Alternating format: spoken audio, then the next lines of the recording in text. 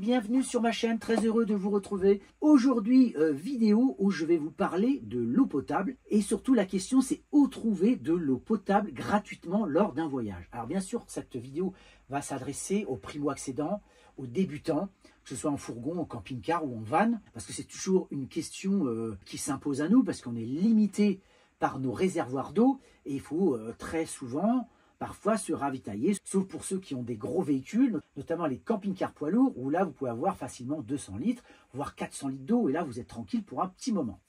Par contre, pour des fourgons ou des petits camping-cars, où on est limité environ à une centaine de litres d'eau, et ça revient assez facilement de refaire le plein, surtout quand on est plusieurs. Donc là, je vais vous donner quelques éléments pour vous éclairer et pour vous aider à trouver ces points d'eau.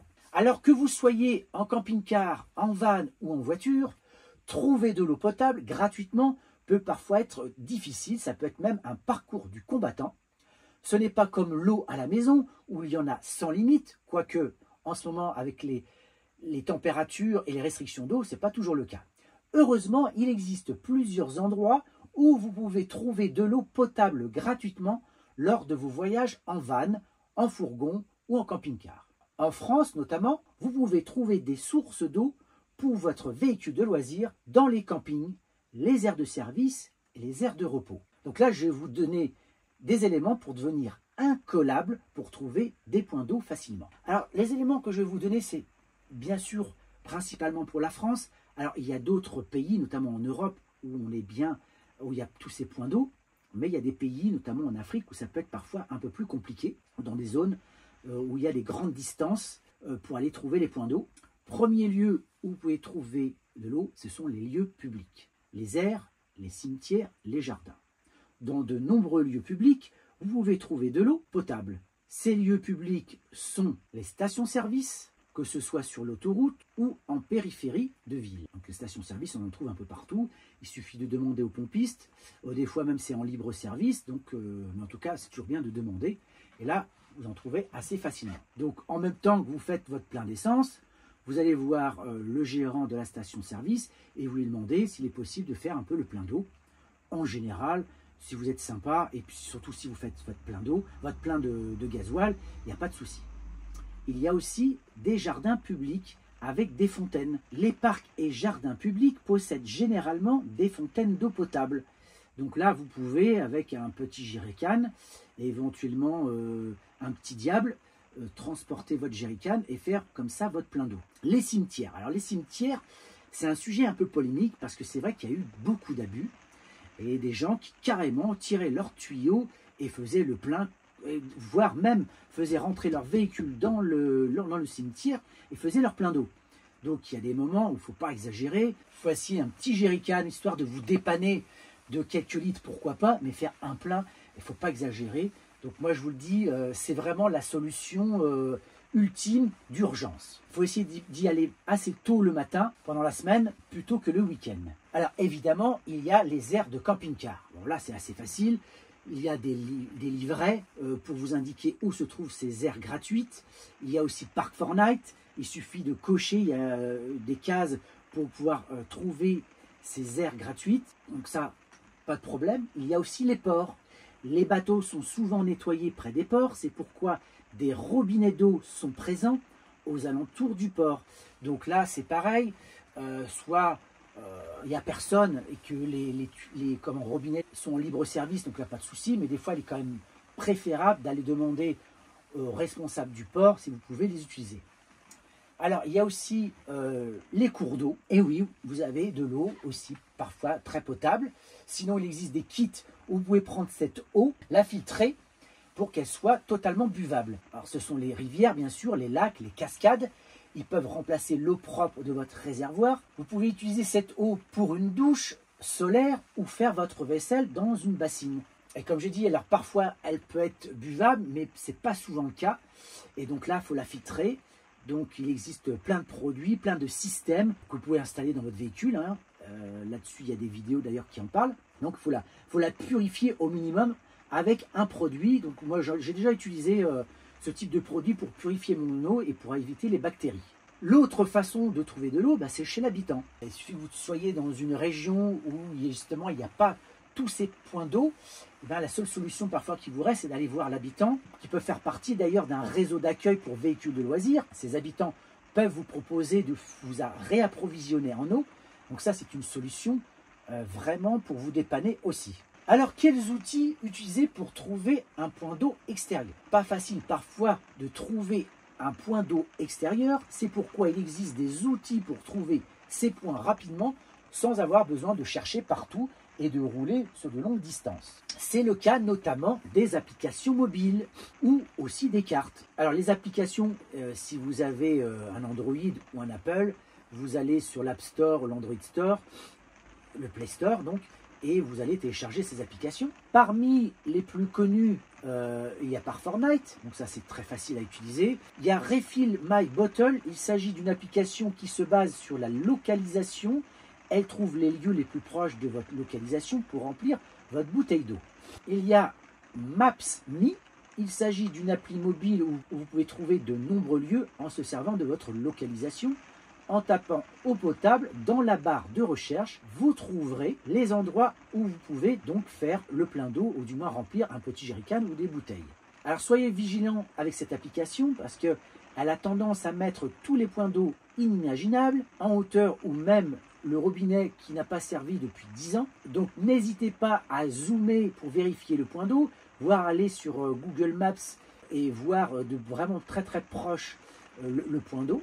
Donc je vous l'ai dit, Park4Night, il s'agit d'une application qui répertorie de nombreux lieux utiles pour les vanlifers, les camping-caristes, y compris donc les points d'eau. Donc ça c'est une application qui pour moi est quasi incontournable quand on est comme ça nomade ou quand on part en voyage en camping-car. Il est important donc de rester connecté pour trouver un point d'eau à proximité. Alors vous pouvez utiliser une carte effectivement ou un guide pour camping-caristes qui répertorie les points d'eau sur une zone précise.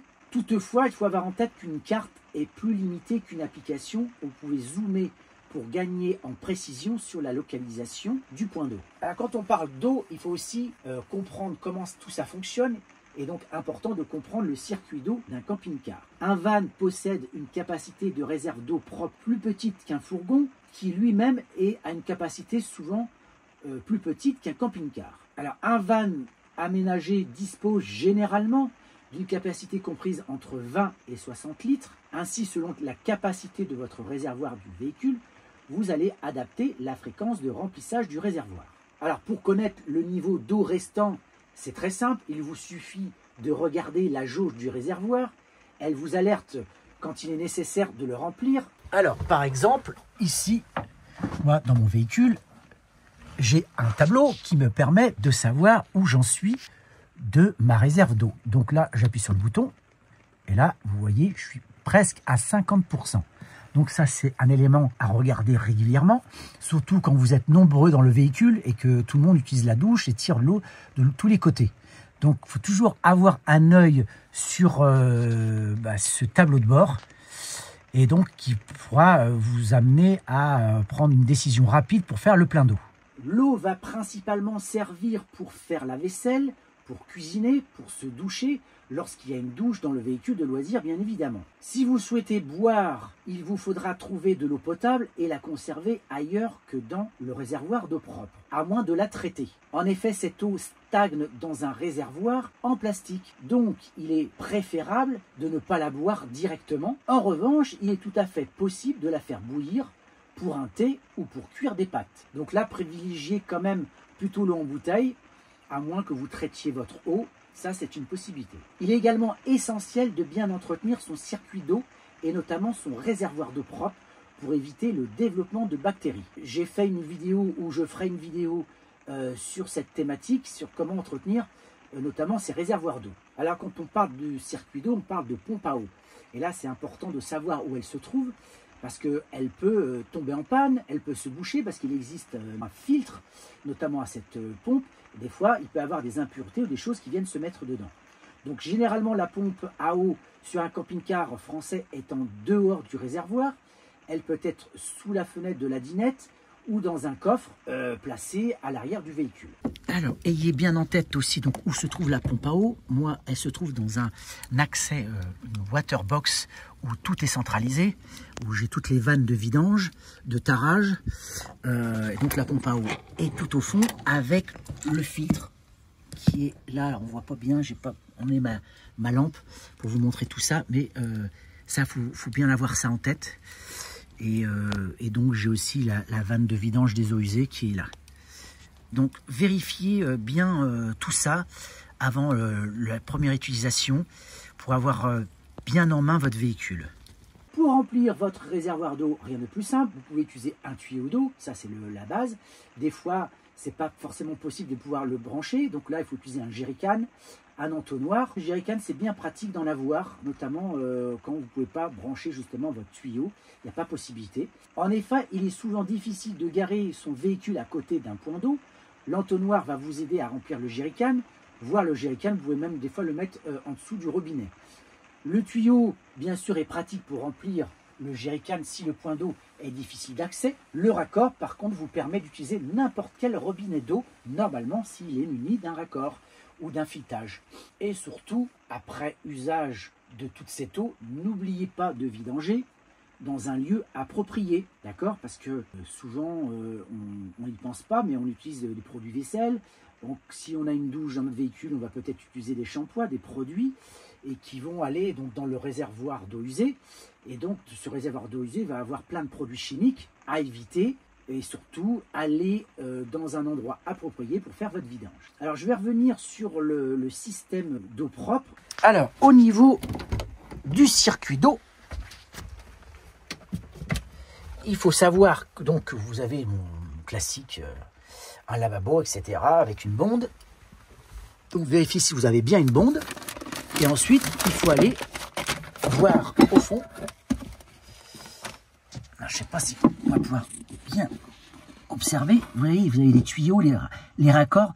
Donc bien savoir où ils se trouvent pour pouvoir les enlever. Éventuellement trouver les pannes. Ça, c'est vraiment des éléments importants à avoir en tête. Dans la cuisine, peut-être qu'on verra un peu mieux. Je ne sais pas si on va voir un peu mieux ici. Peut-être. Peut-être. Alors, des fois, c'est pas toujours accessible. Vous voyez, là où ça se passe, le raccord se trouve là. Et surtout, ayez en tête d'avoir une caisse à outils, une petite mallette, pour pouvoir faire bien les réparations basiques. Parce que ça peut arriver assez rapidement, ce genre de mésaventure, une petite fuite d'eau, et ça peut être très ravageur. Donc pour arrêter tout ça, première des choses, eh bien, couper la pompe à eau. Donc ça, c'est la première chose à faire. Et ensuite, démonter quand c'est possible. Donc voilà, cette vidéo est terminée. Donc c'était un petit point assez rapide pour les novices ou les primo-accédants sur la question de l'eau, ou comment trouver l'eau, qu'est-ce qui existe comme application, et surtout connaître son circuit d'eau, pour bien l'avoir en main et savoir réagir quand il y a des problèmes. Donc dites-moi en commentaire ce que vous en pensez, n'hésitez pas à partager, liker et surtout abonnez-vous, ça me fera très plaisir. Allez, à bientôt.